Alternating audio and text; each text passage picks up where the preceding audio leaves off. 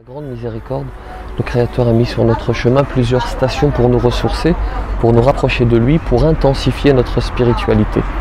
L'un de nos défauts, c'est que nous nous attachons à des événements très visibles, comme le mois de Ramadan par exemple, mais que nous délaissons d'autres événements importants également, soit parce qu'ils sont moins célébrés, moins suivis, moins visibles, soit par méconnaissance. Laissez-moi donc vous présenter le mois de Muharram dans lequel nous venons d'entrer. D'abord, ce mois fait partie des mois sacrés, des 4 mois sacrés en islam. Ensuite, notre prophète Mohammed sallallahu alayhi wa sallam dit dans une tradition prophétique authentique ceci. Il dit le meilleur jeûne après le jeûne du mois de Ramadan, c'est le jeûne du mois d'Allah al-Muharram. Et la meilleure prière après les prières obligatoires, c'est la prière de la nuit.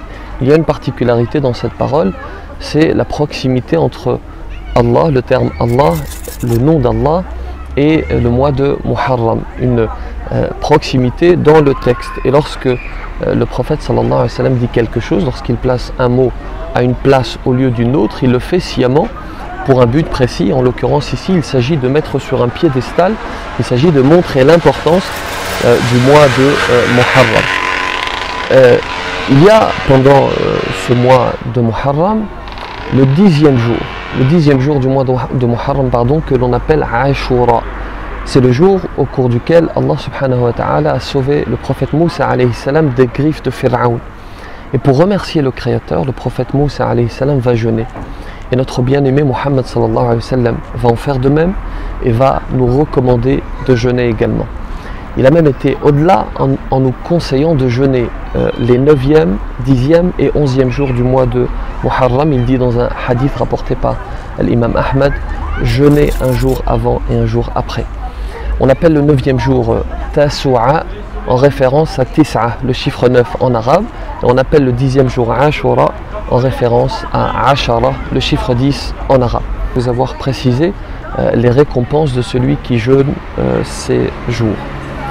Le premier mérite, c'est que en jeûnant, nous suivons une recommandation prophétique et nous sommes sûrs d'être ainsi sur le chemin tracé par Allah subhanahu wa ta'ala et son prophète.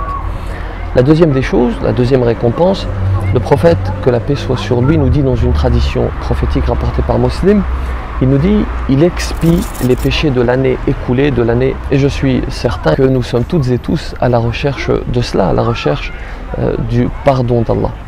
La troisième des récompenses, et la liste n'est pas exhaustive, rappelons-nous qu'il y a une narration sacrée, un hadith qudsi dans lequel Allah subhanahu wa ta'ala dit ceci. Il dit toutes les bonnes œuvres du fils d'Adam sont démultipliées du simple au décuple jusqu'à 700 fois, dit Allah, sauf le jeûne qui m'appartient et j'en octroie la rétribution.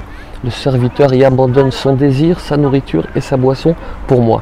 C'est-à-dire que les bonnes œuvres sont multipliées jusqu'à 700 fois, mais que, et c'est ce que l'on apprend dans ce hadith qudsi, mais que le divin dépasse ce coefficient multiplicateur dans le cadre du jeûne. La récompense de celui qui jeûne est tellement grande qu'elle n'est pas quantifiée précisément.